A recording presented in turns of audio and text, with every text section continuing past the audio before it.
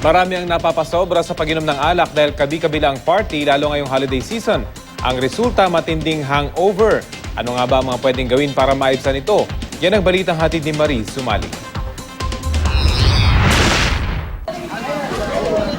Sa tuwing sumasapit ang Kapaskuhan, hindi mawawala ang kaliwat ka ng inuman. Ang magbarkadang Wesley at Mai nga, walang pinalagpas, maging family reunion, barkada bonding at pati company Christmas party. Ang problema, pagkatapos na masayang inuman na pamorningan, sakit ng ulo at matinding hangover ang nararanasan naman kinabukasan. May hangover ang isang nasobrahan ng inom kapag kinabukasan ay nakararanas ng sakit ng ulo, pakiramdam na parang lutang at nasusuka.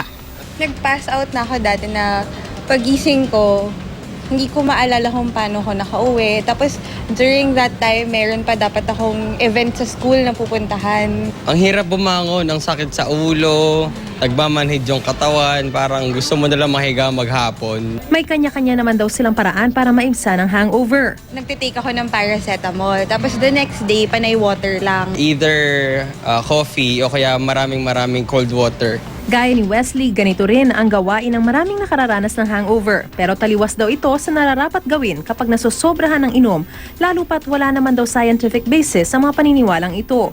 Isa siyang diuretic. So, diuretic, panayang ihi. Pag panayang ihi, mas nagkakaroon ng mas malakas na simptomas ng dehydration. So, mas mafe-feel mo yung hangover. Hindi rin daw tama ang pananaw ng ilan na kumain na lang ng marami kinabukasan para di raw maramdaman ang kalasingan.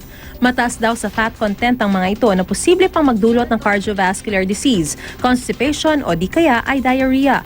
Kaya payo ng nutritionist, ang dapat daw gawin pag may hangover, Pwede tayong mag-take ng high fiber, fruits and vegetables. Pwede rin din natin yung i-juice for cleansing. Ma-detoxify tayo. ang pinakamainam daw na kainin o gawing juice ay yung mga prutas na mayaman sa potassium, vitamin C at fiber. Dapat din daw uminom ng maraming tubig. Matulog ng 6 hanggang 8 oras. At higit sa lahat, Bali ma'am, drink moderately. So, para mabigyan po kayo ng idea, 1 bottle of beer is equivalent to 100 calories, more or less, para ka ring kumain ng kalahating tasa ng kanin. Same with wine and hard drinks. Mariz Umali, GMA News.